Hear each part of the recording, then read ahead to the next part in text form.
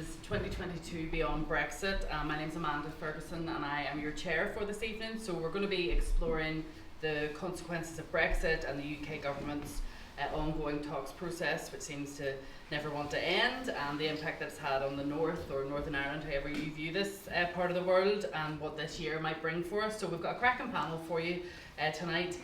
We have Dr. Veronique Altglas beside me, who is a sociologist working at Queen's University Belfast and also a trade union activist.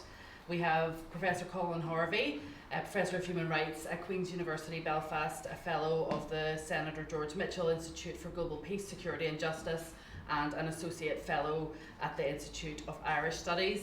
And towards the end we have Paul Gosling, who is the author of A New Ireland. He's also on the SDLP's New Ireland Commission and is an SDLP policy advisor for Sinead McLaughlin MLA. So what we're going to do for the proceedings is we're going to start with opening remarks from each of the panellists, from 10 minutes each, and then at the end there'll be an opportunity for questions and answers. So if you can sort of speak up as loud as possible, and I'll relay your question back for the purposes of the recording. So we're in for some stimulating conversation, and we're going to start first of all by hearing from Veronique. Oh, thank you, Amanda. So, hi everyone. It's really nice to be in person, for the first time for a long time. So, I'm not a sociologist working on Brexit, but I thought I could speak about, firstly, what it is to be a European living here in the context of Brexit. And also, I just finished a book on religion and conflict here, and that probably framed a bit my thinking about the politics and the near future in this place. So, just want to say a bit about myself, because I don't have the occasion to do that at the university. So usually here I'm perceived as French and very sophisticated, but it's because I'm French. But in fact, when I'm in France, I'm a bit of a mongrel and not that kind of very valued individual. Firstly, my father's father came from Poland at the start of the 20th century. His family came and they thought that as Jews they could just escape from anti-Semitism by coming to France, which was a kind of a mistake, and it shows that it's very important to forecast in terms of politics if we can. And on my mother's side, my mother's family come from Morocco. They left with just a suitcase in the early 60s because, again, the same colonial story that you will understand very well. When the French colonized North Africa, they gave an incremental advantage to the Jewish population while they were second-class citizens in a Muslim country. And of course they left, so the Jews had to leave as well. So it made me probably very aware when I was a child of the instability of politics, the possibility that persecution can come back.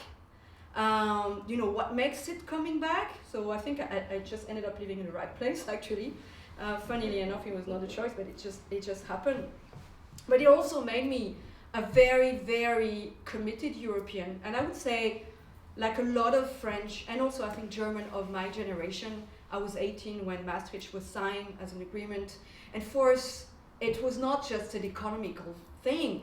It was perhaps political stability. It was celebrating diversity. It was about the possibility to study and live anywhere we wanted, which I ultimately did, and I benefited from that. And this is why, for me, as a European, Brexit was such a strong, violent betrayal. I had been living here for years. I trained, educated generation of students here, pay my taxes here, and suddenly I'm told I have to apply for settlement, which is a kind of violent term if you think about it, not knowing whether that will be accepted. What happened? Can I still vote? I don't know if I can vote in a few weeks. I really want to vote. What happened with my pension? What I worked here and there. It created a whole situation where, funnily enough, I saw in university some of my colleagues went to apply for a British passport out of stress and anxiety, and I saw others that struck me because I thought it was just me who said, I don't want a British passport, tell me about settlement, I don't want a British passport. And I was exactly in the same sort of modus, if you want, because when I was a child, we, as being Jewish in France, we had to sort of adapted, particularly my parents' generation. So, you know, we always did Christmas and never question it. We had very Catholic names, which is always strange to me even now. When I'm 47, I'm still not used to my name. And I thought, yeah, I can do Christmas, I can have present, you know, in December, but actually I can't be a subject of a queen. You know, there is a limit of what you really can take in your life, and I thought, nah, this is it. But also, you know, the narrow English nationalist project with the Tories is not exciting. But conversely, here I always thought the politics was very exciting. Perhaps because who I am and where I come from. And so I wrote this book, which is going to be published soon, but I just wanted to start with what I found out, what I thought brought violence with the Troubles, and why it is important to think about that today. And I would just mention 4 stressors or drives, and we can think about others, of course. The first one is that there was a big economic crisis in the 50s and the 60s, right? The region experienced a very stark decline of its industrial sectors. The effect was devastating, creating very long-term, harsh unemployment felt along sectorial lines. But of course, because most all trades had been the monopoly of Protestant workers, it is probably Protestant unemployment that significantly rose at the time and was very sharply felt. And that economic situation and this resentment of the Protestant working class towards the elite precipitated a crisis among unionism. So the crisis of unionism is also the second sort of stressor, if you want. Basically rose by opposing O'Neill and his sort of liberal, secular, cosmopolitan form of unionism. And he accused, of course, those liberals to downgrade Protestantism and to sell out Ulster. Now, actually, what he was doing is not that original in some ways. He was playing the role of what we call an ethnic outbidder, okay? When in different places, when ethnicity is important politically, you can play that role by actually trying to be less compromising. That's what, you know, the DUP have been doing for so long. But of course, that role played very well for the very economically, socially vulnerable loyalists of the time. That was a very good repertoire, this idea of being besieged. So of course it was traditional. Now, 2 remarks in passing on this. Anti-Catholicism was functional in managing those class inequalities within the Protestant community, and as such, in maintaining the privileges of the unionist upper class. But also, I think all this ideology and this way of always going back to the way we were, to a sort of romantic golden age, you know, and we don't really know what it is. Is it the plantation or 1921? It's always turned towards the past, but never turned to the future. And that's something that always struck me with unionism, especially, you know, the sort of hardline one, is that they seem very challenged by the idea of what can we do for the future, speculating in a given situation. It's always about, you know, let's go back to where we were. And that's a very fragile political ideology, I think, especially in terms of in times of crisis, but it's also very dangerous for all of us, okay, not just for them. Well, you understood that I was not a unionist here, but by saying them. Third stressor, 1960s, of course, is also about the push for civil rights for a generation. We start to have access more significantly to higher education, and I'll speak about that afterwards, which of course seems to confirm to some people the danger that was coming. And of course, it doesn't mean that, you know, the civil rights triggered the start of the Troubles, but it has been perceived by some like that. And finally, my fourth sort of drive here is the Great Britain's preference of laissez-faire, and when it became too costly, simply intervene to manage rather than dismantle sectarian social structures. So why is it important? But I think that Brexit is really triggering those stresses in a very acute way. Firstly, in terms of economic, and I think Paul will just give us his light here, his wisdom, but we don't know long term what will be the consequences. But we are a region with a substantial level of poverty, with a high level of inactivity, and the effect of an economic crisis on political level has to be really considered by us. Secondly, the crisis of unionism. I don't know if I really have to go into this, because I think we read about that every day in newspapers. But one thing I want to say is that, again, what strikes me is that unionism answers to this crisis with this ethnic outbidding again. The Coal House of Unionism in Queens, Kate Hoey's latest statements, that is for me really illustrations of this. And again, it shows a lack of political imagination and dealing with the future. 3, on the mobilization of Catholic nationalist communities. The first thing that strikes me, and perhaps with my students at Queen's, is how strong, politicized, enthusiastic the young generations can be. And oh my God, they also have a library card. Kate Hoey realized that recently. And they're outstanding for some of them. They're very strong, they're very confident, especially in the Irish language sector. And on the other side, we saw that pushing a hardline Brexit mobilized a middle class, a nationalist middle class, who otherwise could be comfortable and perhaps indifferent. And what it's going to give in a few months of time, well, actually, we don't really know. But it probably stresses a few people about this idea that maybe there is a pan-nationalism. And I think that Kate Hoey's reference to this network, that's what it is. Okay? And finally, same old, Great Britain for me seems to continue to play with sectarian structures without dismantling them around so many things. Reproduction rights that has been delayed, gay rights have been delayed, language rights have been delayed, addressing legacy issues have been delayed, and just trying also to play with the voting and the elections system to give some preference to one party, which was aptly described in social media as Jeffrey Mandering, and I really love that term. I don't know who came up with that. So my point is, from the past, 2022 could be an important watershed, but there are really important questions that we need to really pay attention to. What are the long-term consequences of Brexit, especially for the most disenfranchised sections of the population? How serious and potentially dangerous is this use of ethnic outbidding, and playing sectarianism among the population? More than ever, there is no desire to compromise on human rights, I think, and we shouldn't. But what would be the unintended consequences, for example, having an Irish Language Act when people like Jim Wells already talking about Irish signs on the campus of Queen's? There's no signs in Irish. That's the problem. But he already sees them. So when it's going to happen, how it's going to play out? Those winning rights here inextricably lead to violence. And I would like to finish on this. It doesn't necessarily, but this is really the crucial point I want to finish on. It requires some courage, some moral commitment from those who frankly can't afford to have this courage and these commitments.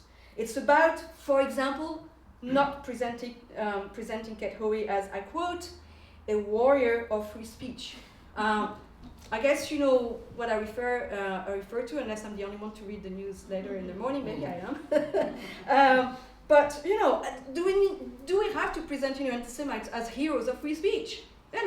Content matters, and we have to think about contents of ideas and discourses. It's also about institutions and their leadership taking a stand. And I want to talk about one I know well. It's about actually defending their staff, and their academic freedom of speech instead of, assuaging people like Jim Allister. It's about, thinking about linguistic diversity on campus for Irish-speaking students, and saying, instead of saying, oh, maybe, some people are going to be unhappy. It's about growing a spine, to be polite here. It's often the elite and not taking its responsibility either by lack of courage or by opportunism that actually creates the conditions for violence and for violent conflict. And I think we should remember that. We should remind that to a few people, and I think we need to be very vigilant in the next few months around those questions. Thank you.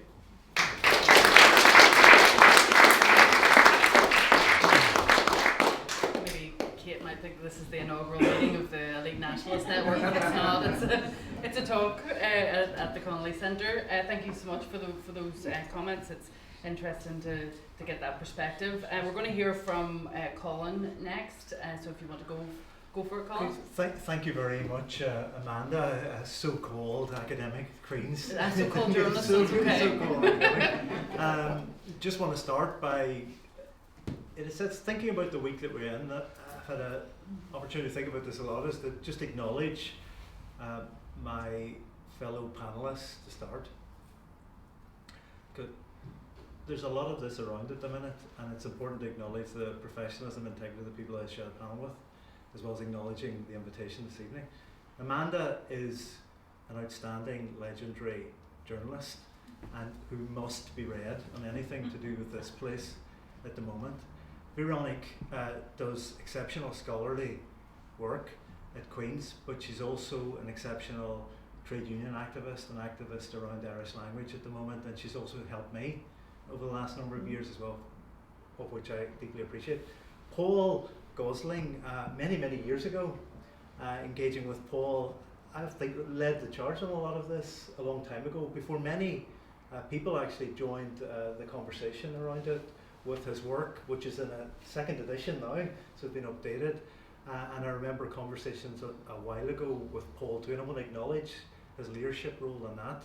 So having said all that, I'm really delighted to be here tonight with you all. Thank you very much for the invitation to discuss with you. I think that what we're trying to do this evening is think about beyond Brexit in a context which I don't think we're ever really going to get over Brexit or be beyond it. It's going to be a long-running process, not an event with implications across these islands and beyond. I think that we're all trying to work out at the moment and are not always predictable with any certainty.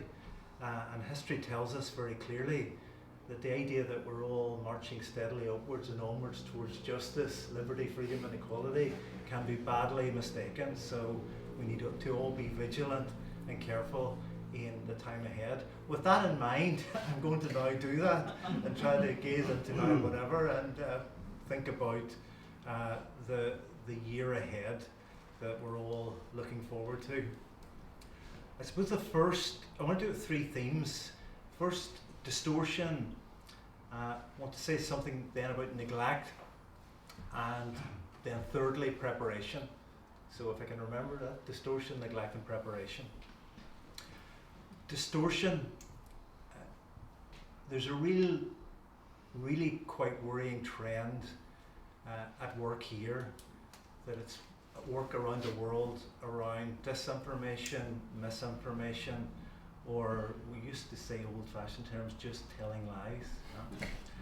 And it's reached, epidemic levels. And in the context of which we are talking tonight, Brexit and the protocol, one of the things that really disturbs me at the moment is the way in which people consistently repeating mantras about the origins of the protocol, about Brexit itself, are simply spreading misinformation about why the arrangements that we have came about in the first place. Let's be clear, we are where we are because of Brexit.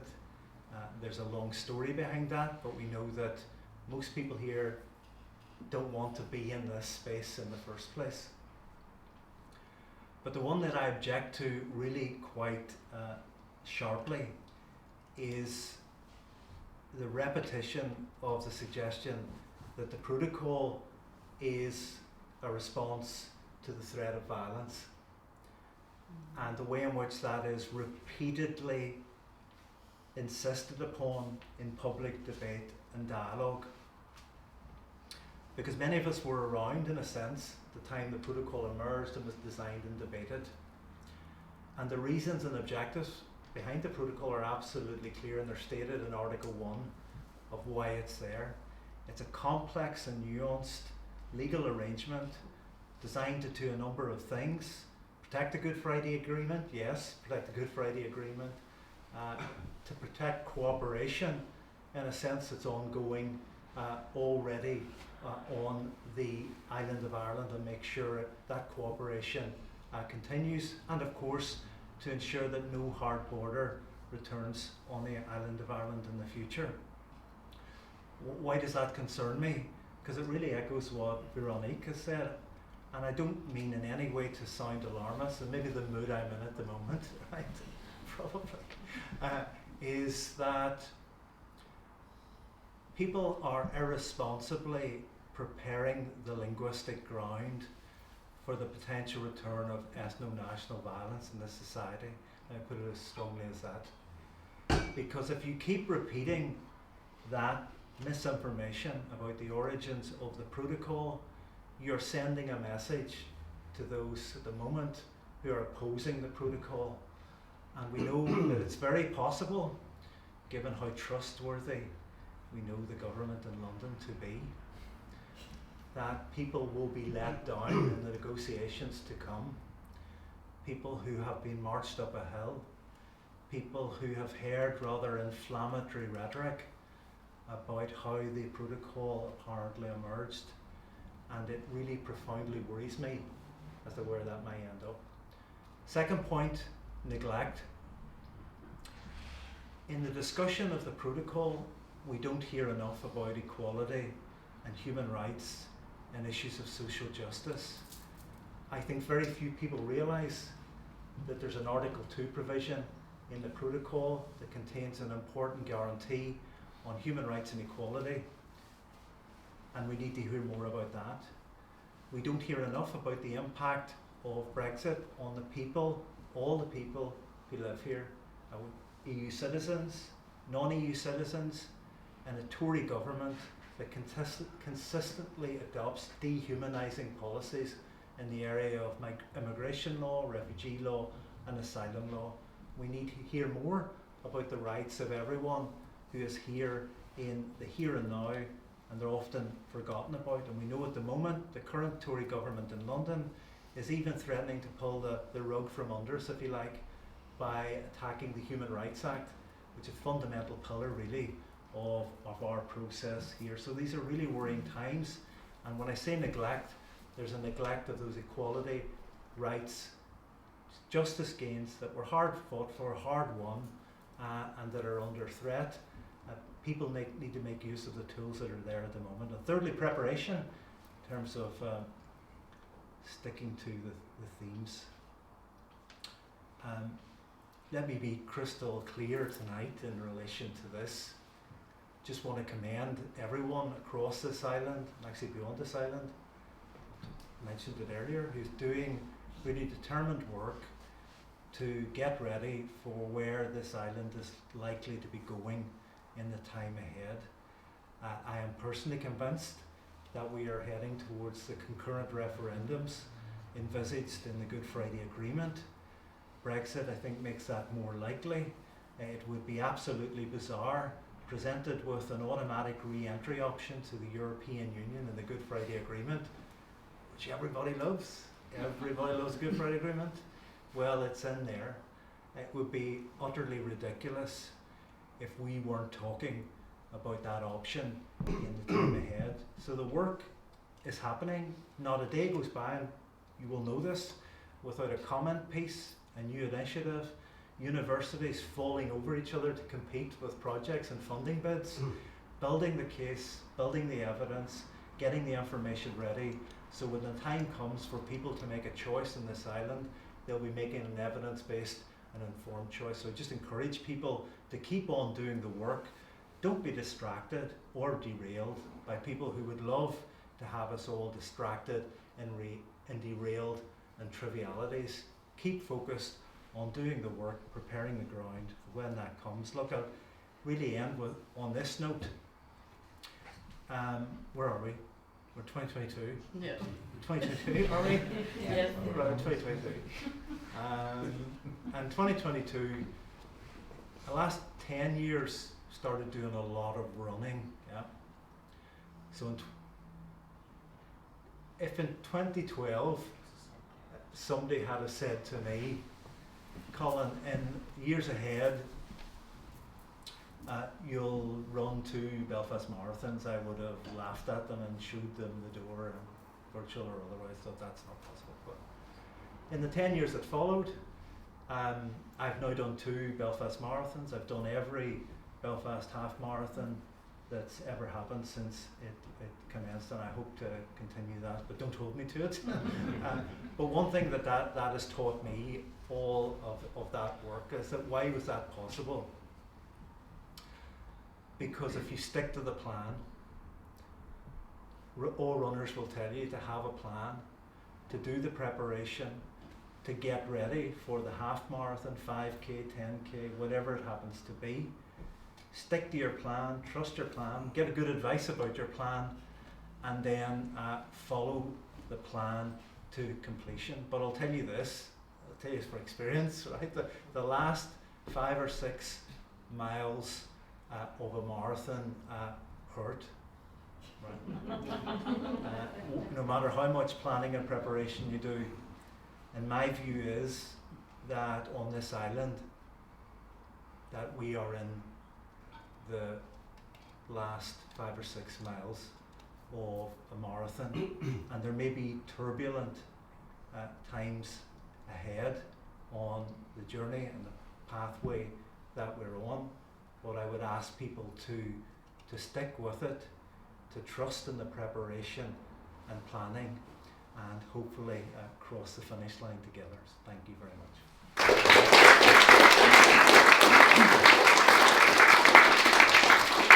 Thank you for that, Colin. I actually did the Belfast Marathon in 2009, completely unprepared, and I'm never doing it ever again. Every mile hurt. And you know, Colin, you've experienced a lot of pressure recently. Personally, there's been a lot of sort of attacks coming your way because you're an articulate voice in the constitutional conversation, and I know that you've been very keen to highlight the importance of academics in that conversation, to give people informed evidence, give them all the information that's out there. So solidarity with you for the hassle you're getting at the moment. I share some of that in my role as a journalist. You get that a little bit as well, but we're not here for the smallest violins to get out over who's the most attacked. We're going to move on next now, and we're going to hear some opening remarks from Paul, and then we'll have some questions. Thanks, Amanda, and actually, genuine thanks for inviting me. It is wonderful to get out of Derry. I love Derry, but this is the first time I've been to Belfast. I've never wanted to be in Belfast so much before in my life. But anyway, that's neither here nor there. Brexit is a sign of politics in flux. It's not just British politics or English politics are in flux, it's global politics. And the thing about politics being in flux is it creates opportunities and it creates risks. And we don't know which way it's going to go, but we know it's going to be uncomfortable, and we may get to places we want to be in, but we'll certainly also be in places we don't want to be in. And it's interesting that the Scottish referendum basically was won by the Unionists on the basis that Scotland would be leaving the European Union. And we will see something happening in Scotland. We will see new demands for Scotland to be independent, and that will be interesting in itself, and it creates opportunities for those of us who believe in Irish unity. I do want to pick up something that Colin said about the origins of the protocol, because actually I'm a reader of the Financial Times, I've written for the Financial Times. Jonathan Powell, who used to be the head of staff for Tony Blair, wrote a piece for the Financial Times warning before Brexit about the impact of Brexit on Ireland. Very few people did warn about the impact on Ireland, either north or south. And he warned about what would happen in terms of a border within Ireland. And I wrote a letter in response, which was published, saying, hang on, the obvious logical conclusion is there will be a sea border rather than a land border. And actually, the people who want Brexit within Northern Ireland is the DUP, and this is the last thing that they would want. So you actually be careful what you wish for. But they obviously don't read the Financial Times, which they wouldn't take any notice of anything I said. But I mean, the protocol is a very interesting situation for us. I mean, it creates real economic opportunities. Clearly, we would be better off economically if we hadn't left the European Union. Britain would be better off if it hadn't left the European Union. There's a lot of difficulties coming out of Brexit. For example, the loss of skills, the loss of people. And I have to say, actually, just to throw this, my arguments about Brexit aren't just the rational economic arguments, they're also deeply personal.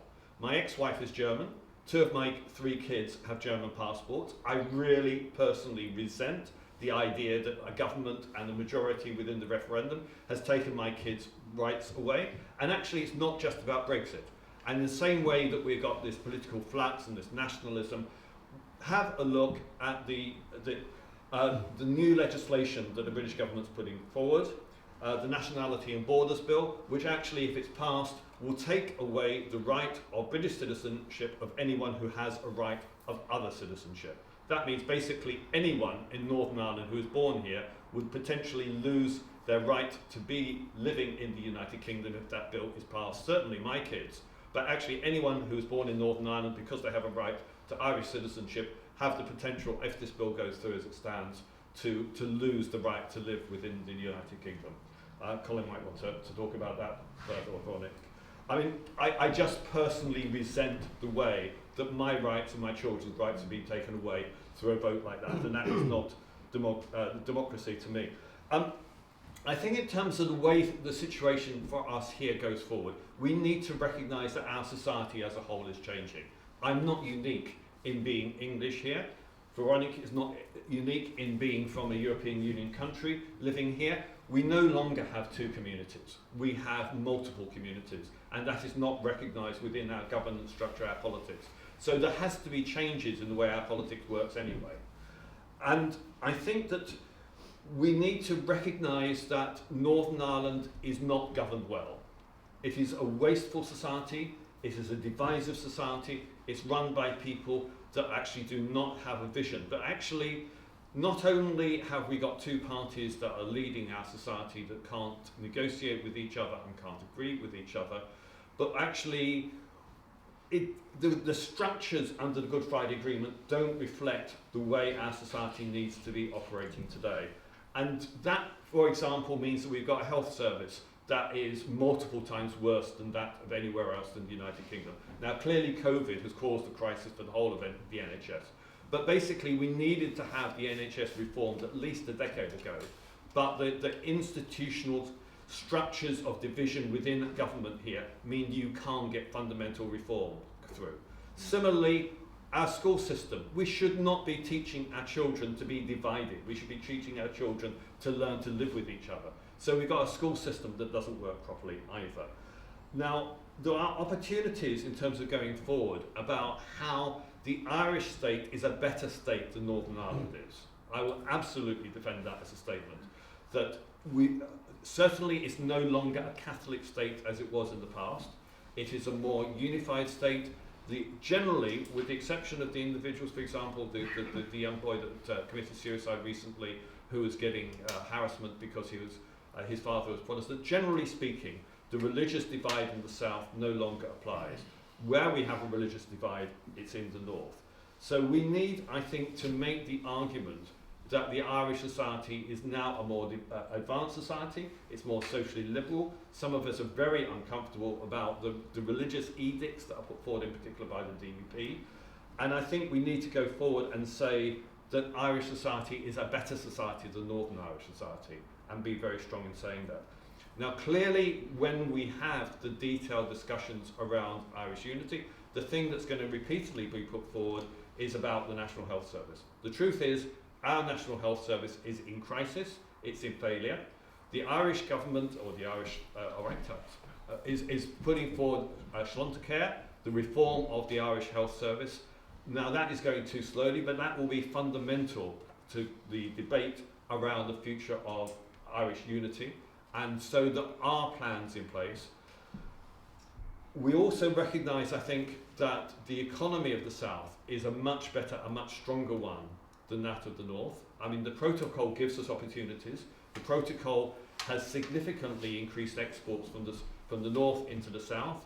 Clearly, we are in a better position to grab investment, providing we can actually get over the political hurdles. If we constantly have unionists saying we are going to bring down the protocol, it completely undermines the opportunities created by the protocol, which economically does give us enormous opportunities. One of the weaknesses we've got is our skills system isn't working in the way it should. We lose far too many of our kids to other places in terms of them going to university, with most of them not coming back. We're not doing what we need to do in colleges in terms of developing vocational skills.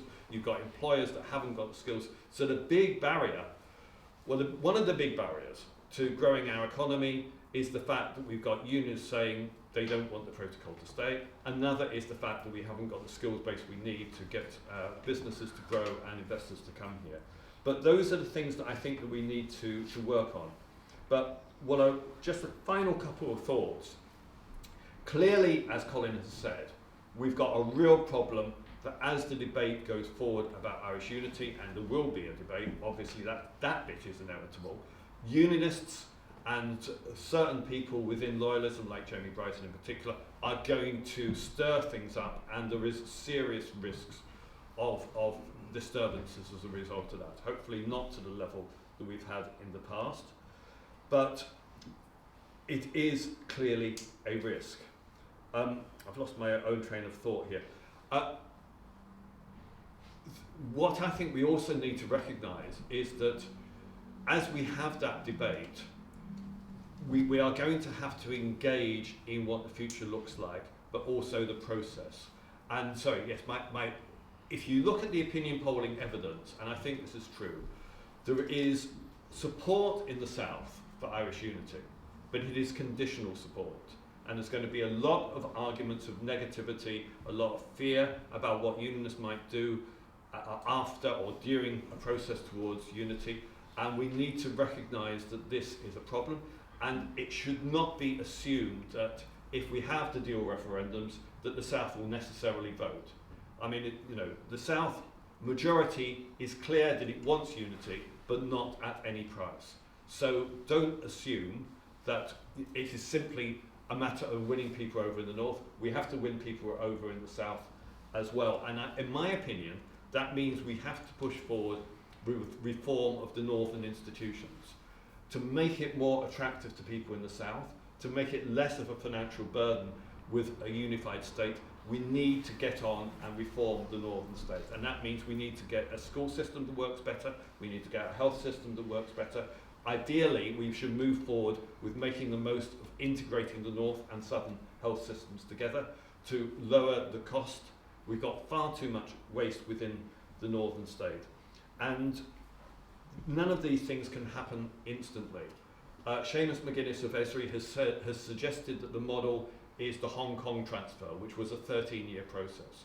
So it's not simply about winning a one-off referendum and the next day we've got unity. It's actually having a process, and anyone who comes from a background of republicanism that believes that it benefits the argument for unity to demonstrate that the Northern state is a failure, I would argue they're wrong.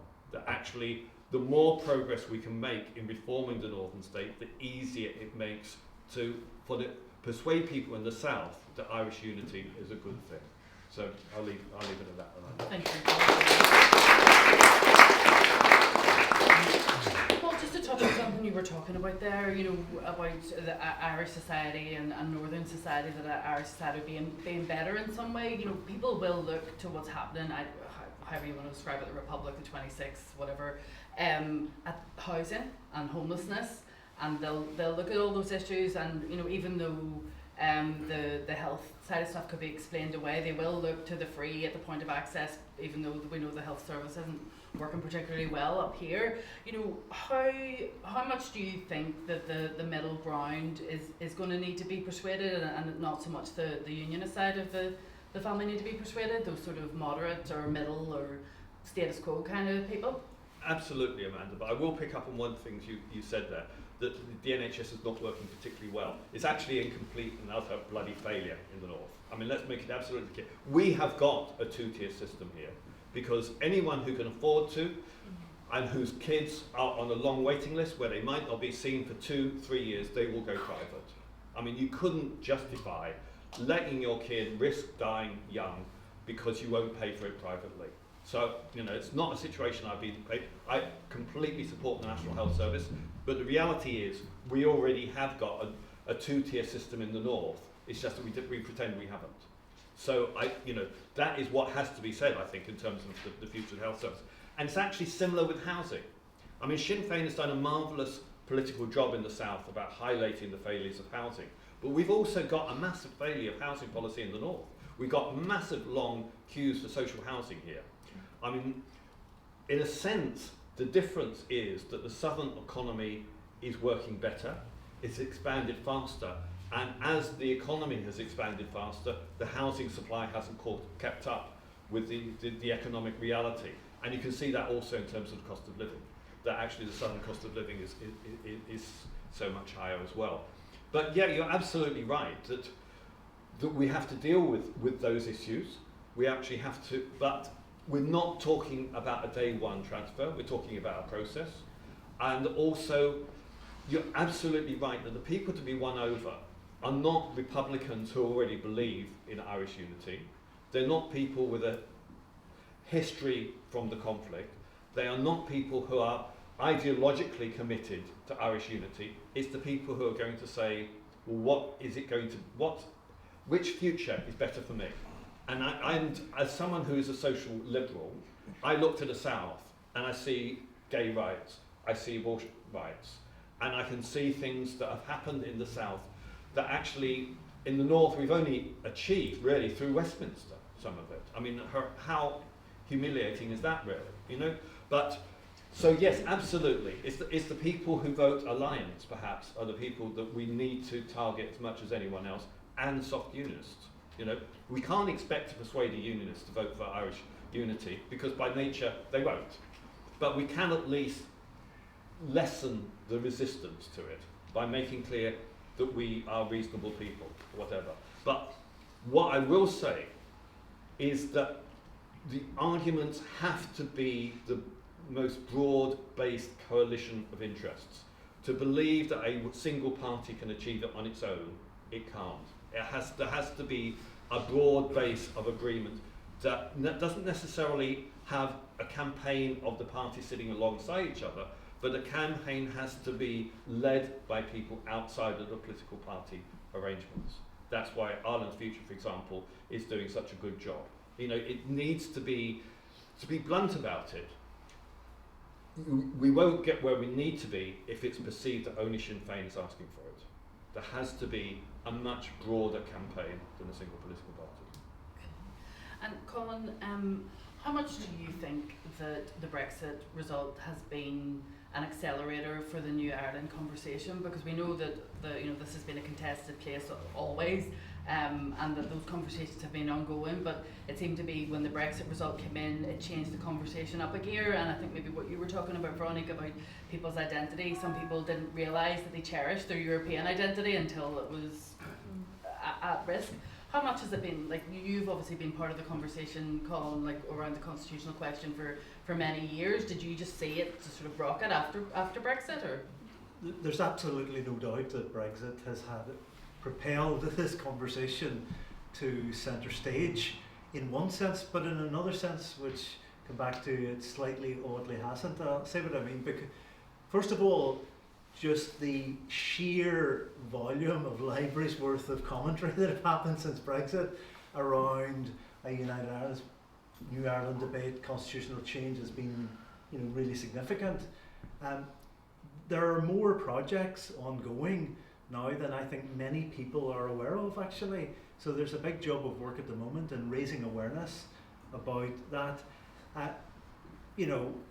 I was involved in a research report that attracted a lot of attention to 2019 about pointing this basic point out, but it seems to me, said earlier, that we're presented in a region that was removed from the European Union against our will, without our consent, with an automatic return option. In April 2017, the European Council made that clear. There won't be the sort of debate that will happen in Scotland around, a long-running debate in Scotland about their situation. That's already resolved. It seems to me that the evidence clearly points to, the potential of the whole island being in the European Union. So all the sort of economic and other arguments are there already. So to me, it's utterly understandable that it's propelled the discussion forwards. I think also you have to acknowledge that, touching on what Paul said, there's the politics of the island. Like, you can't neglect the fact that the rise of Sinn Féin politically, north and south, has also had a big impact on the discussion in a variety of ways, right, in terms of that. But that is definitely be something that's impacted on the discussion. But a bit like the unity conversation, a lot of those conversations too are being driven by socioeconomic issues, north and south, around healthcare and housing and other things too. So I think that's absolutely true. It's definitely happened. And my view on that has always been, well, why wouldn't it be utterly bizarre not to be talking about this, to be candid, in the context of Brexit and the sort of lunacy that's happening at Westminster with the current government across a whole range of areas. Like talked many years ago about creating a cold house for rights, equality, climate, social justice. Like, who wants to be attached to that? Like, you know, so the unity option very often for many people now, wherever they started, just looks like the better bet. But the other thing is, to flip that over, there still is a really unhelpful reaction to it sometimes. There is an element out there that doesn't want the conversation to happen openly and candidly, and is maybe nervous about the number of people who've joined the discussion and are trying to close it down, I think, to some extent. You know, and we've seen some of that out there. There's also the sort of not the right time, you know, it's never the right, when will be the bloody, you know, if this isn't the right time, when will there be a right time, you know, to have the discussion? Or there's people who want to have the discussion in coded language. We can't talk about that, but we'll talk about this instead, and maybe people will find it easier. I just think we need to have an open and honest discussion about these issues. Do the preparatory work, do the planning, don't be deterred, right? Do it openly and honestly. It's in the Irish Constitution. The language of the Good Friday Agreement is sovereign, united Ireland. Good Friday Agreement, everybody loves the Good Friday Agreement, right? So it's there. We need to be doing the planning work for it. The cliche of this region, right? The biggest cliche in this region is wrong, right? Because you turn on the radio, newspaper, whatever, people say, we're obsessed with the constitutional question here. We're obsessed by it. I think that's completely wrong. We're not. In fact, we spend most of our time avoiding the constitutional question. We avoid doing the required work around the constitutional question. It's theoretical, abstract, speculative, proxy discussions.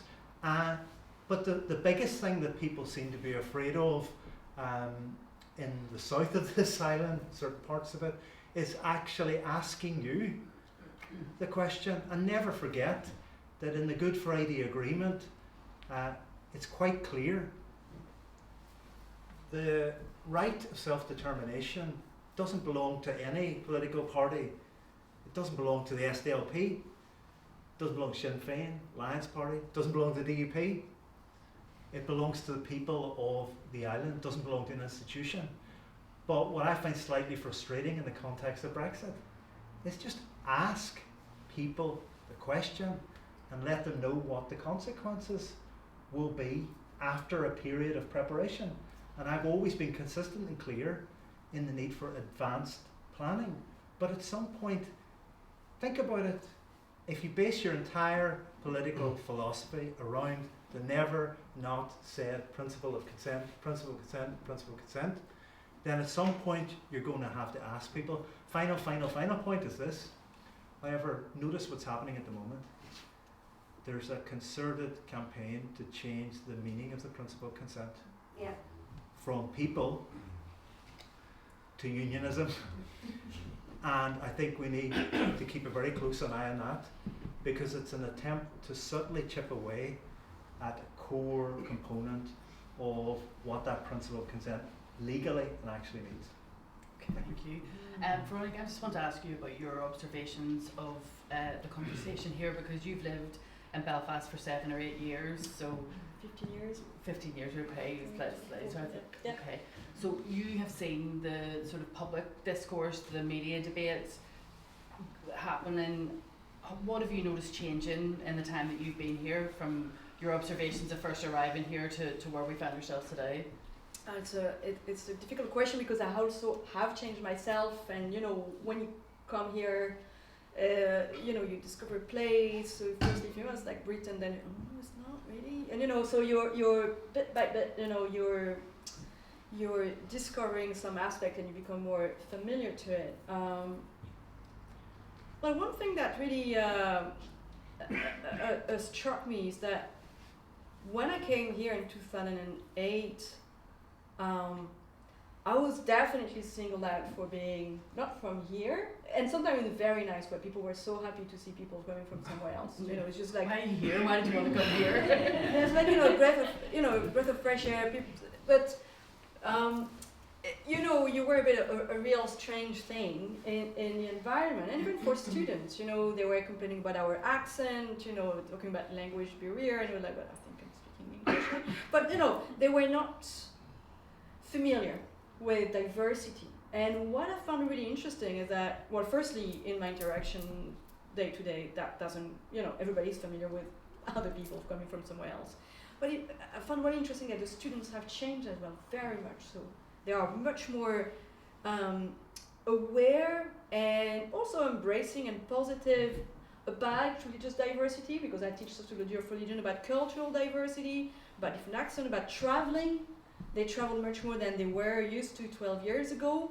And I think this is massively important, because this is the new generation, right? So you don't want a generation who would be afraid of diversity, would be afraid of difference, and I think this is where I'm really, in a way, optimistic and interested in, especially if you read the last book written by Susan McKay, when she interviewed young unions. So many of those interviewers saying, well, I never voted for the DUP, I would never do this. And you could see that some of them really want something else.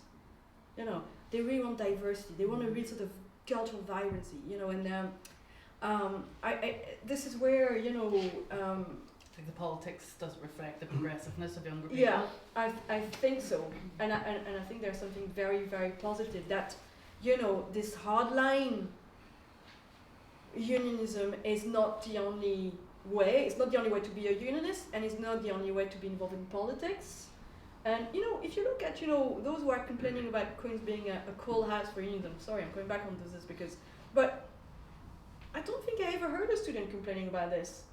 It's people who are 60 plus, who haven't been in Queen's for like 30 years or more, who are talking about how Queen's was wonderful in the 70s, when actually you have one Catholic nationalist, member of staff, or 5, Protestant, and no equality rights for staff or students. That's what they are, crying about.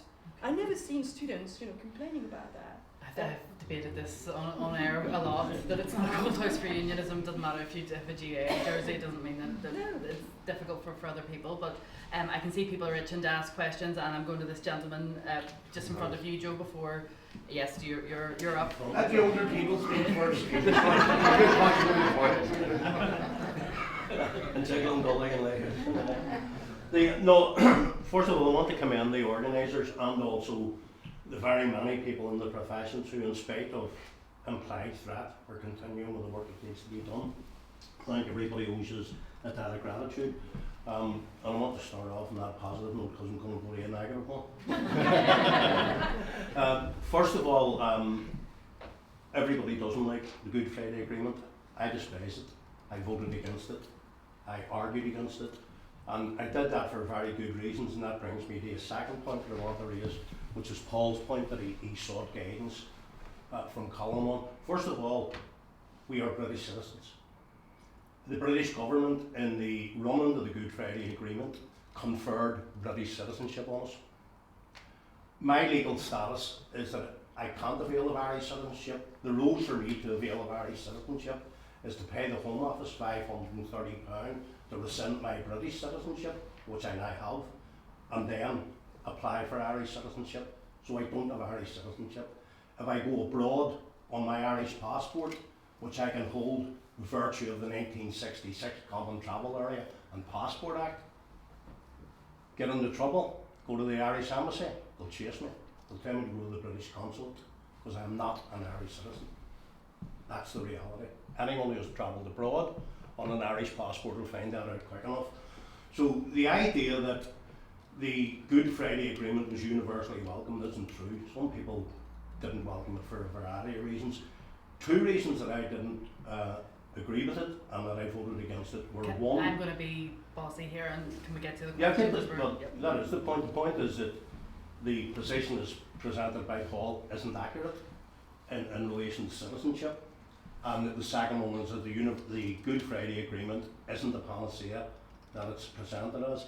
I think if you look, the process that was on offer through the Good Friday Agreement by the British government, the Dublin government and the Unionist parties was one of decontamination of those bad Republicans who had caused the conflict. So it failed to address the causes of conflict. Here we are 27 years on from it, and we still haven't got the process that looks at what caused the conflict, never mind how we unravel it. So that was a huge flaw in the Good Friday Agreement. And the second huge flaw was that for a mess of pottage, we exchanged clear Articles 2 and 3 in the Dublin Constitution. The Dublin Constitution exerted jurisdiction over the island and would, until such times as the reunification of the national territory, hold those laws as holding only in the 26. So what we were left with was a British government and an Irish government which in 1993, 5 years before the Good Friday Agreement, agreed that self-determination would be defined as the right of the people of Ireland collectively to exercise their right to self-determination free from external impediment, with consent, freely and concurrently given. Somebody explain that to me. Somebody tell me what that means. If there's a question in there, Yes. go for it, yep. There's 3 questions in there. I'll say them again if you want. Maybe you're not listening. I'll handle the Nationality and Borders Bill with Colin potentially correcting me. My understanding of the bill is if it is enacted, it means that any person who has a right to avail of another citizenship can be stripped of British citizenship by the British government. And there are some people, I accept that not everyone who is born in Northern Ireland will be in that situation. People like my kids or my daughter who was born here, she potentially could be stripped of her British, her right to live in the United Kingdom because she has an Irish passport. My son and my stepdaughter similarly can because they have got settled status. But you know, anyone, even if they are actually recently born within Northern Ireland and have not as yet availed of Irish citizenship, they potentially could have their right to live in the United Kingdom removed because they could be made Irish citizens. Colin will correct me if I've got that wrong. He's the lawyer, I'm not. I'm a writer. I think one of the things, like, people are obviously raising concerns about the current bill that's going through Parliament. I just want to lever that in the bigger discussion in terms of, I think that it echoes an earlier point. British government, English politics is going to a very, very problematic place. Yeah. Right? And some of the rhetoric that is being used in England at the moment around nationality, immigration, asylum would put some of our people here to shame, really, in terms of some of it. So yeah, there are a host of problematic things, including the nationality legislation that's going through Westminster at the moment, that have hypothetically very serious implications for people. I don't think it's good enough for governments to say, well, it probably won't get used, you know. I really don't want to be relying on that. In terms of the British-Irish, I think it's important to highlight this point in terms of, you know, Irish citizens in the north are Irish citizens and European citizens still, and Brexit doesn't change that. There's a right to be British, a right to be Irish, a right to be both. The problem, as Emma D'Souza's case and other people have highlighted, is that people who want to, for example, be clear about the right to be only Irish are finding that the British government really hasn't implemented that international obligation in the way that it has. And obviously many of us aren't surprised at that. You know, they've got a record, right, and they've got form, not just in Ireland, but all around the world for a very long time, many broken promises in treaties. So there's still an issue, bizarrely, in 2022, I agree with trying to implement the Good Friday Agreement properly in the way that it was anticipated.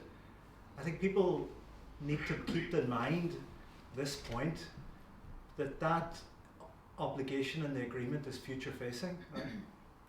So that obligation will fall to the Irish state and government in the event of constitutional change as well, which is a guarantee actually for British citizens here too in the future. And I think people should be more mindful than they are at the moment that, you know, it's not helpful to be setting up these appalling precedents in the here and now, right? Because what you hear at the moment quite a lot here is there's no reciprocity in relation to mutual respect, that it's a one-way street, that the British government and unionist parties don't respect nationalists and Republicans or Irish citizens in relation to here. And I think that's both problematic in itself, but it's also problematic in terms of where the conversation is going. I think people on this island think ultimately will be better than that. You know, I think the response to that is generosity. But yeah, there's an issue around implementing the agreement. In no way should we let them off the hook, right? That's not a reason for abandoning the Good Friday Agreement because the British government doesn't respect it. I think it's an argument for making sure it's implemented. Just let me, my own view on that, whatever you think about the content of the agreement, and the agreement itself is a compromise. It's voted on by people of this island, north and south, and they overwhelmingly endorsed it. And my view on that is, respecting what you said entirely, you know, that's good enough for me in terms of the people of the island speaking. Then the final point on the right to self-determination, it's a tortuous phraseology, right? And if you speak to some of the people around the time, I thought some of them probably thought it was never going to. Actually, you know, we'll stick it in there, you know. But maybe end with something, come back and you positive, right? Say this about that aspect of the agreement. I doubt this island has been closer in the last 100 years to achieving that outcome. So what I'd say to you is, and other people who maybe do have skepticism about the Good Friday Agreement, is to, why not join in that discussion and work? Because I think, said earlier about the marathon, I'm over egging the marathon thing now, right? I'm sort of committed myself to do it this year, right? Yeah. Is that, you know, I think we're in the last, that this island is on that end stage of that journey. So I would say, whatever your views about the Good Friday Agreement, then join in the conversation. I'd say that to anybody in this room or beyond this room as well. Why would you not be involved in that, given that if that is your position, right, if that's the outcome you genuinely want to see, and it appears to be very, very close down the road, why would you not be involved in the peaceful civic and political work of getting there? Okay. And perhaps just on a side point, when you said, well, people couldn't agree on what caused the violent conflict, I think they can't, because you will have to actually address the fact that it was a state built on supremacy, right? And the last book, I just wrote and going to get published, is exactly about that, how social scientists could not actually explain some of them that because they didn't want to accept the lack of legitimacy of that state, because the whole explanation of the conflict has to do with the lack of legitimacy of the Northern Irish state. And just to say, well, we have to engage with that conversation, because I don't think you will ever have a legitimacy. When you have people in government saying, well, if we don't return a first minister from the DUP, well, then we'll bring down the parliament. That's so much for democracy then, you know? It's still, but it's still fundamentally a supremacist thinking. And then my personal thinking is not as a historian, but like, what would we want to be in this boat then, you know? Rather, see what kind of other boats we can just build in, because I don't see how you can change that supremacist structure as it is. don't see it. Thank you for that. Joe, you and then Tara. Yeah, well, first of all, like Jake, I think the month that we have had, and particularly this last wee while, when academics who speak out and question, not necessarily support change, but question the need to change, need to be commended and supported. And it's a bit like the banana republics that we used to have. The first victims were the singers and the second victims were the intellectuals. So anybody that speaks out, I think, deserves credit from us all. I think you're absolutely right when you point out the danger that's inherent in those for short-term political gains winding up unionism. I think if you wind up unionism, you wind up that section of unionism that's isolated, that's lonely, that feels abandoned. They do what they've always done, they'll kill Catholics and then they'll kill Republicans as a bonus. So those who don't speak out, I think, need to be exposed. I listened to one of the shock jocks, I didn't, I was repeated to me, one of the shock jocks in the morning radio, talking, this is you, Colin, who's probably talking about, talking about this well-organised machine that pumps young nationalists into Queen University. It pumps them in, and by implication it keeps young Protestants out. Young working class Protestants are deprived of a successful education because those who are elected to look after their interests have abandoned them. And that needs to be said over and over and over and over again. The other point that you made, well, let me reflect the marathon. You lasted 10 years, I lasted 4 hours. So I've won that argument. I think there's a wind of change that's blowing through this country that's unstoppable. It might not have the perfect direction, but it's unstoppable. It isn't perfect, and as Jake points out, my comrade, that he doesn't support the Good Friday Agreement. I do. It's an imperfect document that allows us to pick and change and build on. And that's all that it does. It doesn't give us the way forward. It gives us part of the way forward. The point that you make in terms of we need to sell the 26 counties to Northern Unionists, you couldn't sell to Northern Nationalists. It's a fucking disaster. It is all the impediments, of a failed state for those who consider themselves to be radical, politically socialistic, and Republicans. It is a state that's created for the few to exploit the many. I see nothing of benefit in it. It's slightly better than what you have here, but that's all. Joe, you know what I'm about to say, don't you? I have a vested interest because I'm A black northerner. I'm a black northerner. I'm a Republican. Barbara de Bruyn, when she was Minister of Health, talked about the failure of the health system, talked about the collapse of the health system, talked about the impediment and the failure to deliver the goods. And systematically, every time the cuts have come up in Westminster for money to be taken from the health system's budget, unionists voted in favour with the Conservatives. These things need to be said, and they need to be said publicly. These are not Kate Hoey's kind of misdirections. This is a strategy, a policy, a political ideology, like oil and water, that doesn't work with progressive politics. And we need to expose them. And see, until such time we expose them, we'll have that discussion delayed and re-reeled, as you're making a point. And whatever you mention, don't mention conflict. Call it whatever you want to call it. Don't mention the cause of the conflict.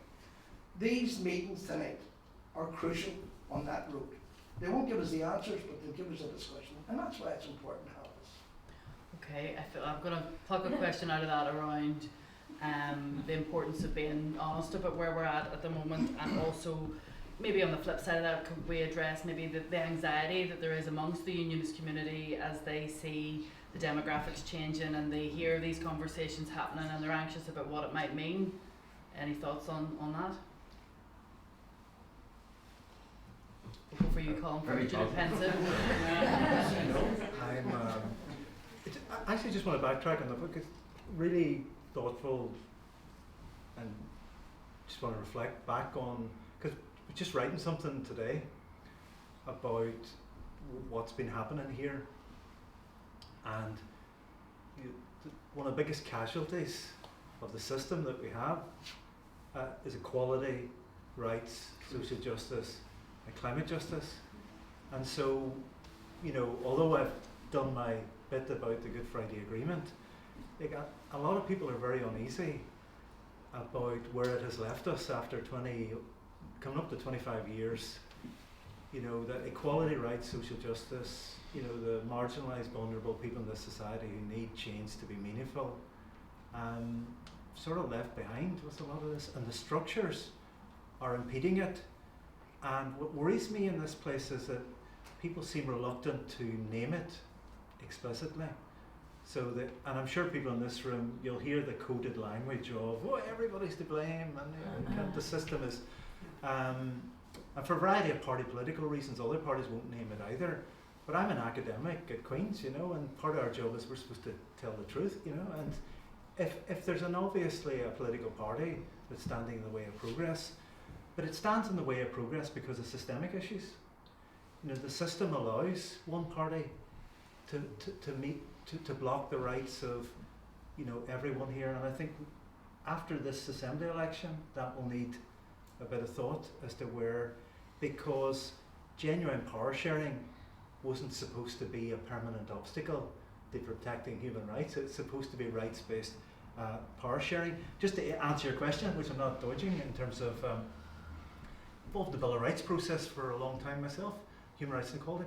It's really easy in the sense that when you argue for a Bill of Rights for here, Northern Ireland, the North, region, jurisdiction, binational special arrangement, whatever you want to call it, right?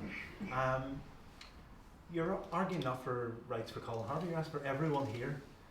And I think that's a key, and I noticed in the conversation, the system is now holding back the appetite for change that people want to see here.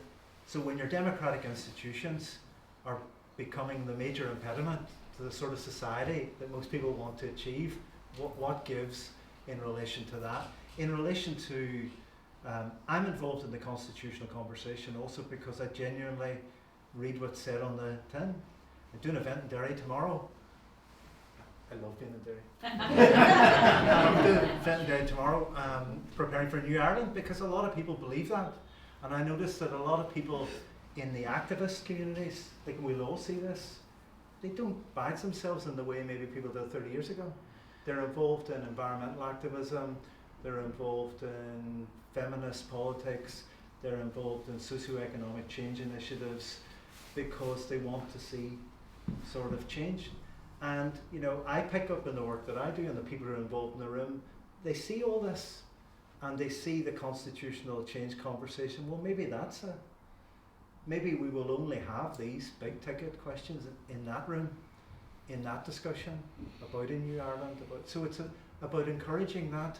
And also ultimately, it's about putting the assurances and guarantees in place that even if the day before the referendum you voted against change and you're unionist, that the day afterwards and in the years afterwards you know that you will be protected, that you have guarantees, that you will have security, and that the offer, the manifesto, or whatever for New Ireland, will make sure that you will be safe and well and better off in what emerges next. And I think that's all that really people can do at the moment. And probably an end point is sometimes, you know,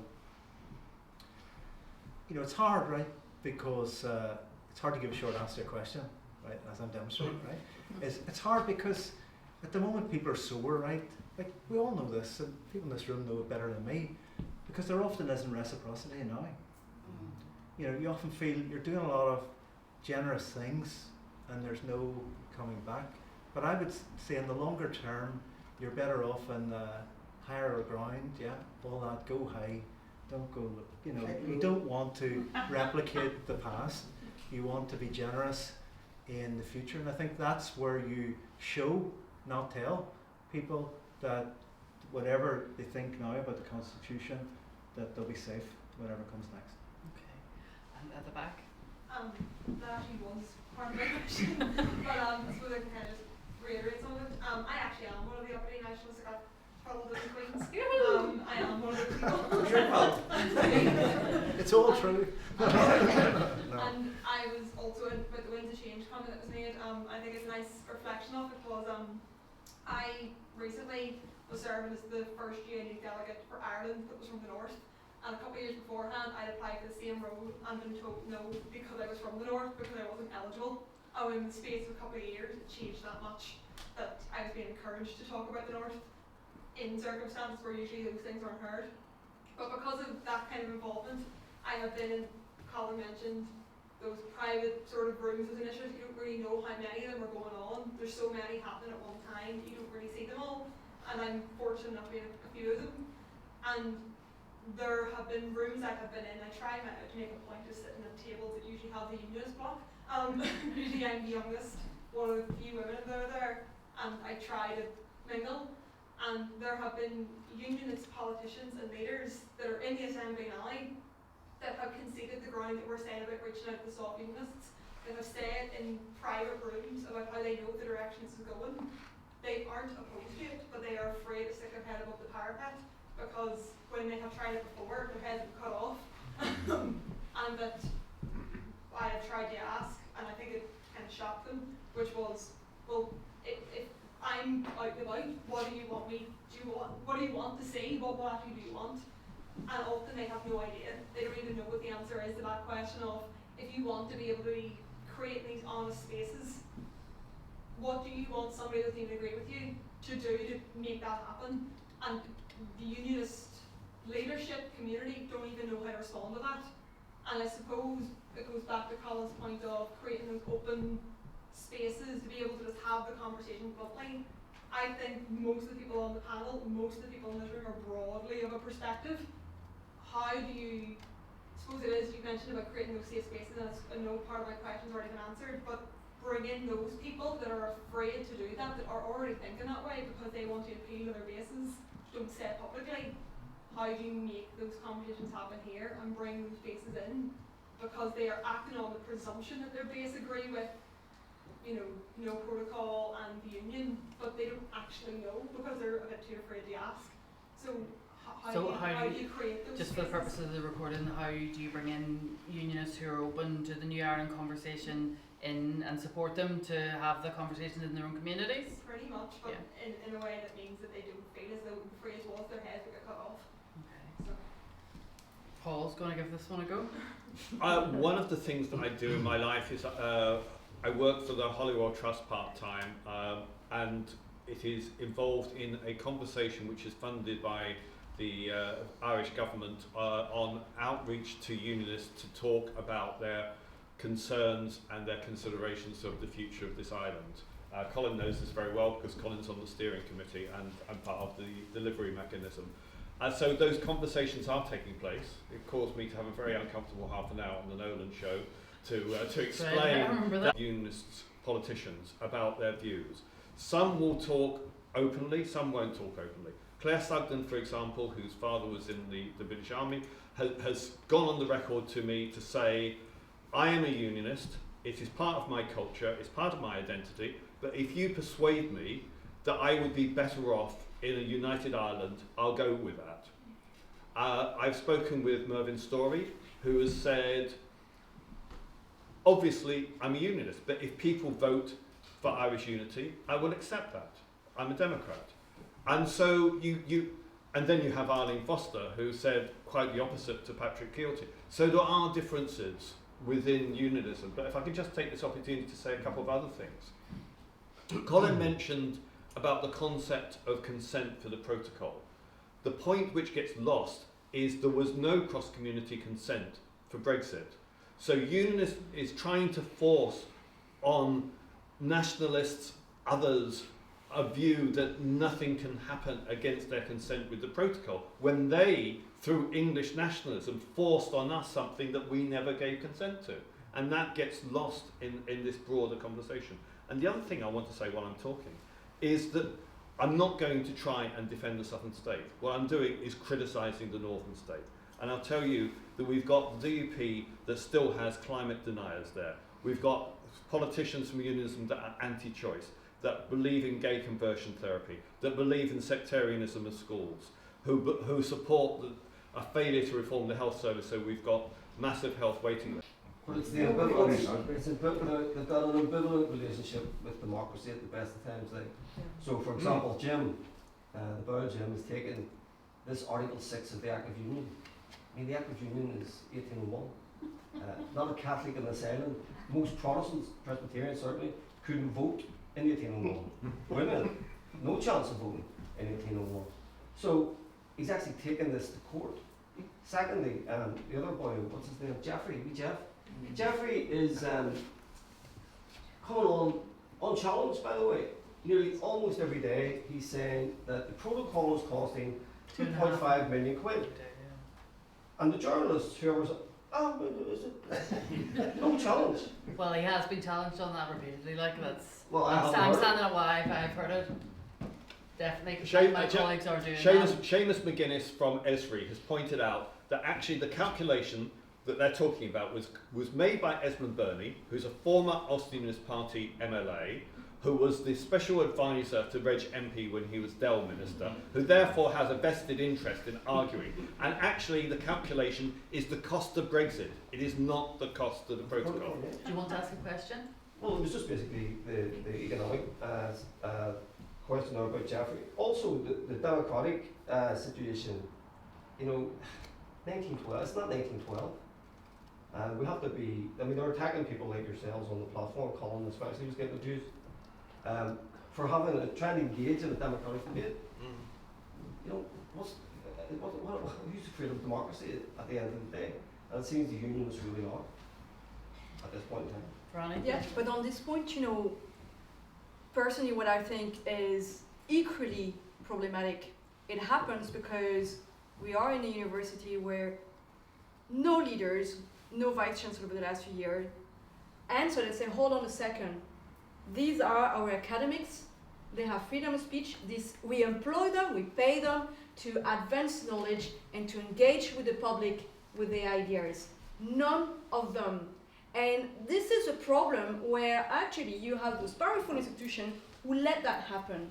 And well, Colin knows because we had this discussion for years. We went to see the vice chancellors, it was like 4 years ago, and they decided not to actually speak publicly for the academic freedom of their staff. Saying, oh well, we cover that in our social charter or whatever. We tried to engage with them 2 years ago. I'm still waiting an answer.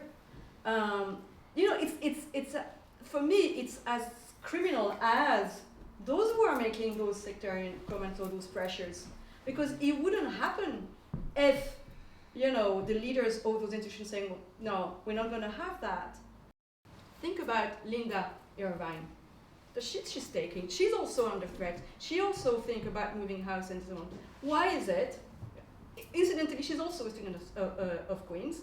It's because the university never took a real progressive position on language. So Queen's, I think, is also indirectly responsible for the pressure, she's subjected to. Absolutely. And this is Absolutely. this kind of lack of responsibility and of spine, because it wouldn't cost anything to the leaders of this institution to say, we want to be progressive, we have a linguistic diversity policy, and we want to put it in place. Come with your project and we look at them. The cost for the people like Linda, like Colin and others, and potentially is very high. And this is my real problem. It's beyond those who hold sectarian views, it's those who do not question them. Okay, well, obviously Queens aren't here to put up a defence to what you've said, and they would no, it's important to say it though, that they would obviously probably challenge or disagree with some of what you're saying, but it's good for you to exercise your view. If you had a question there. Yes, actually the voters down south, when they were going for the repeal of the SIF, the Citizens' Assembly played a massive role in that. And as we move forward, there seems to be a lack of responsibility from the Irish government to take action on that. And you mentioned there how embarrassing, I can't remember the exact phraseology you used, that women's rights, same-sex marriage, and the Irish language is still being blocked. And actually, I don't know what could have been done differently, because it's one party plus Jim, and I don't think it would have mattered if SDLP had been the biggest party. And recently we'll have Paul Given put in that stroke, trying to renege on the rights that were won and imposed by Westminster because they were blocked.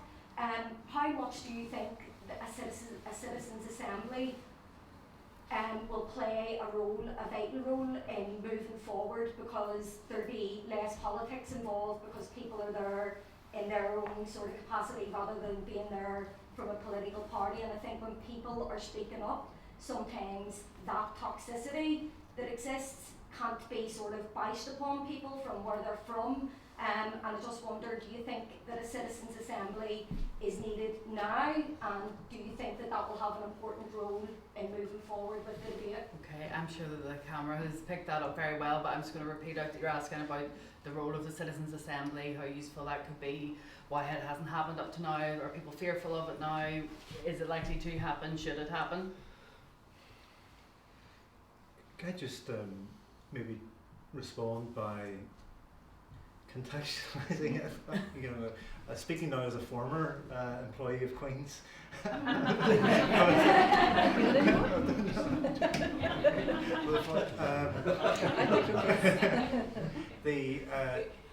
You know, I think the waterfront event a number of us were at a few years ago was sort of, it felt like sort of foundational, and Paul spoke were involved in that, and you know, that idea about permission, right, is important, because yeah, Irish government has failure of leadership in this is, you know, epic, you know.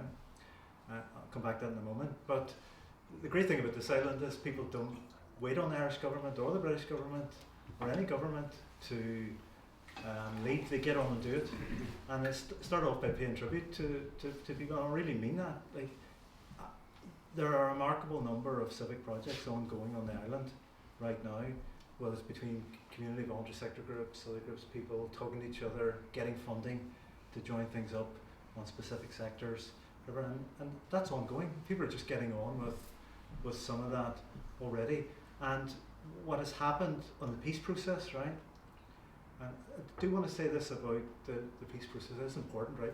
Thinking about Queen's, there's loads of people traipse through Queen's getting honorary degrees and getting put on pedestals and getting, you know, the architect of the peace process.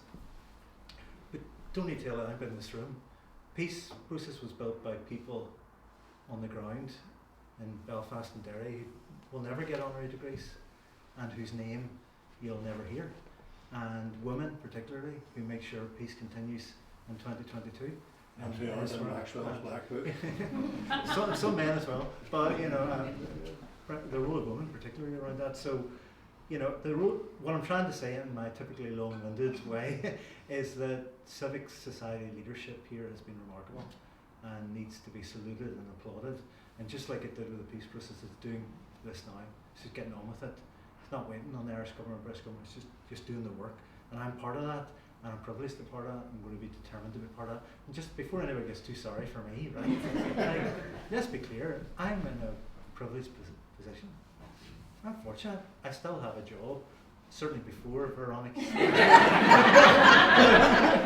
Maybe not afterwards, but you know, I'm a fortunate, privileged, white, middle class, you know, from working class background, middle class now. So I did Chonghaile. So I'm absolutely delighted to be part of this.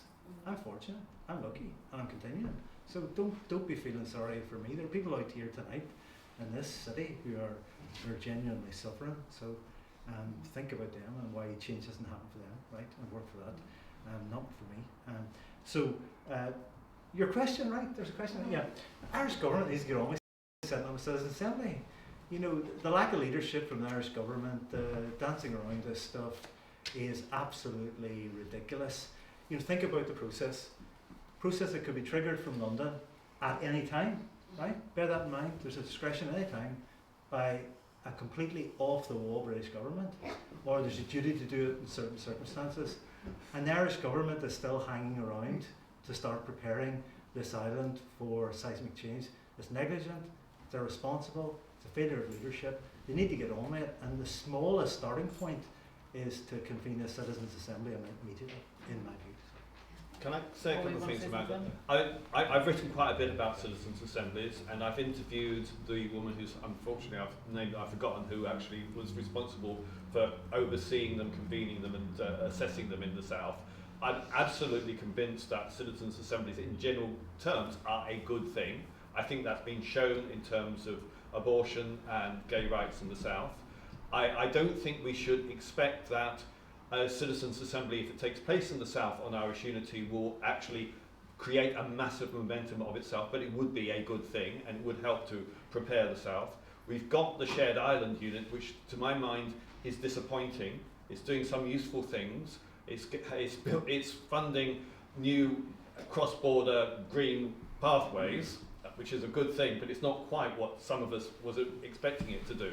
But I mean, there's a lot of things that citizens' assemblies could do, and I've interviewed Linda Irvine, for example, about how citizens' assemblies could bring communities together on the two sides of a peace wall, about what would happen after you take down the peace wall, how you build those community links across the two parts of the separated community. There's other things we can do with citizens' assemblies which would be really positive.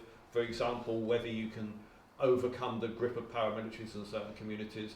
I mean, there's a lot of things that citizens' assemblies can do and would be good. I think they really can play a part in bringing together communities, but I wouldn't hold out massive hopes that they will actually trigger Irish unity of themselves. Okay. And in the year ahead that we're looking at, the EU and the UK are going to be engaged in further talks about the protocol, and we've seen there was an interesting intervention that Liz Truss, the new Brexit chief, had Maris Sefcovic to Chevening, and they had a menu of Welsh lamb and Scottish salmon and Kent apple pie, but there was nothing from this part of the world on the menu, which I thought was really funny because we were on the menu in the discussion.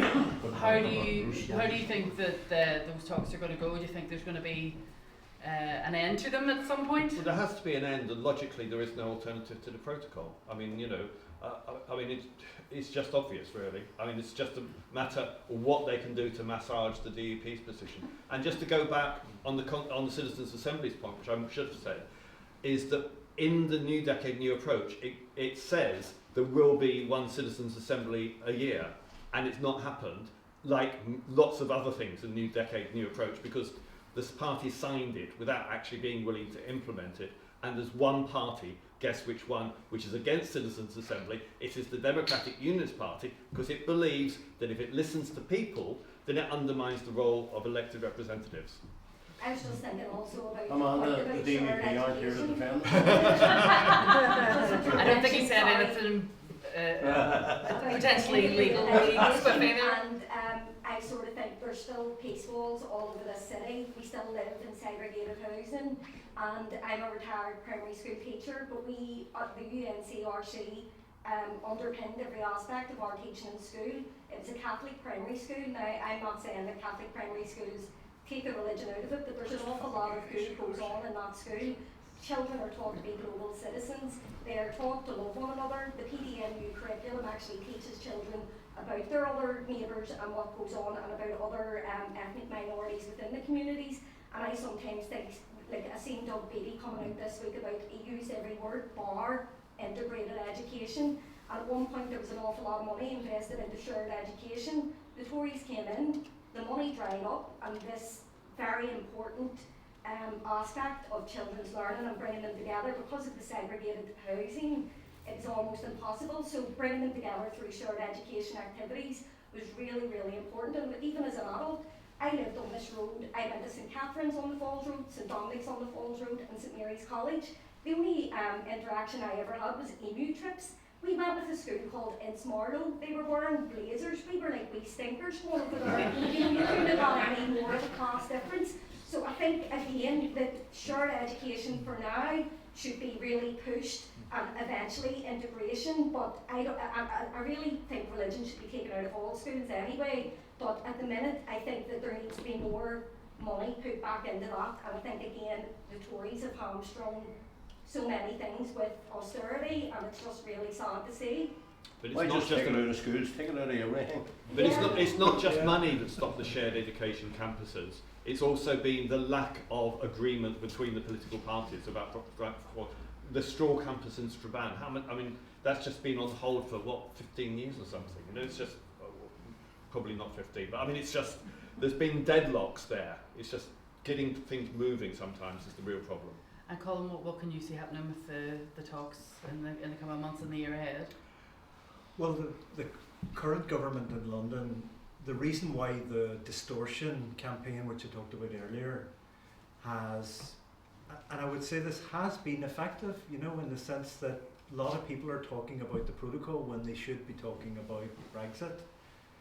That's been fueled from London. Disinformation, misinformation from London has been propping that up. We'll wait to see. My sense would be British government is very good at, when it does implement an agreement, of just chipping away from within, right? So it may be that what they've, and this can be Labour or Conservative governments, is they'll hollow it out from within, rather than go for the big bang Article 16, which they're going to be disappointed, by the way, when they trigger it. Like, nothing very much is going to happen anymore. But I'm guessing they may not, but they may opt for the hollowing out from within, from attrition over time, hoping the EU will get bored, get fed up, whatever, and just do what they've done really with the Good Friday Agreement, really over and why some of the problems we've faced now. But who knows, you know, they're an erratic bunch, like they can't even remember some of them whether they're at a party or not, in terms of what they'll do about that. But I think in some ways for us that's more dangerous, but you know, the slow attrition over time of all of that. But I suppose I end with something I said earlier. I don't want to sort of end on a massive downer. But I'm really, really worried about the language that's re-emerged here. You know, it has a really eerie resonance of the 80s and the 90s, and it's been irresponsibly sort of given subtle top cover by some of people who should know a lot better, including the government. So when the protocol isn't scrapped, which it won't be, when the protocol isn't abandoned, when it won't be, and that's been painted as a red line, where does all that noise go here? I think somebody said earlier, a sort of anxiety and worry is that many people in this room knows where it has historically gone. And I think people need to be thinking now about heading that off. And really, if there's anything I would say tonight around, not Queen's, but the broader society here, would be, I'd just make a plea to political leadership within unionism this evening, really, as part of this talk, to really show leadership in 2022 around some of these conversations, to show, you know, generosity, to show leadership, to challenge maybe people within these conversations who are using some of this really irresponsible language. You know, and if you're making the case for the union, you know, go and make that case. But I think tonight really end with a call for really political unionism to show a bit of leadership, that whatever your view about the constitutional future, we do it in a peaceful, democratic way within the framework of the Good Friday Agreement.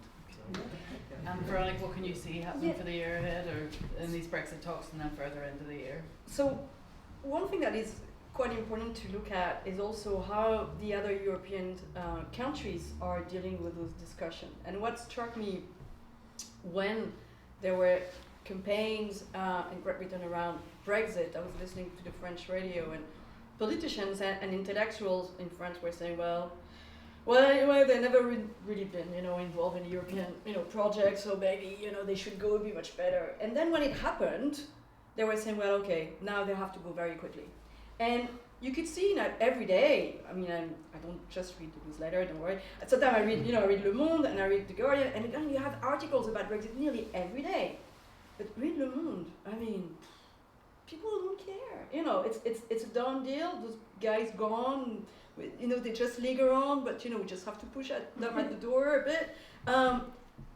And this is something that we need to, you know, and probably that the English government needs to realize. Just people really don't care and just want them gone. You know, and the harder it is, the better actually, because you know it would be also an incentive for people to stay in the EU. So I just share the opinion that, you know, the protocol is here to stay, and I think that we'll have to be very, very vigilant about what it's going to trigger in this place. Okay, we're going to end on a positive note, and we're going to look.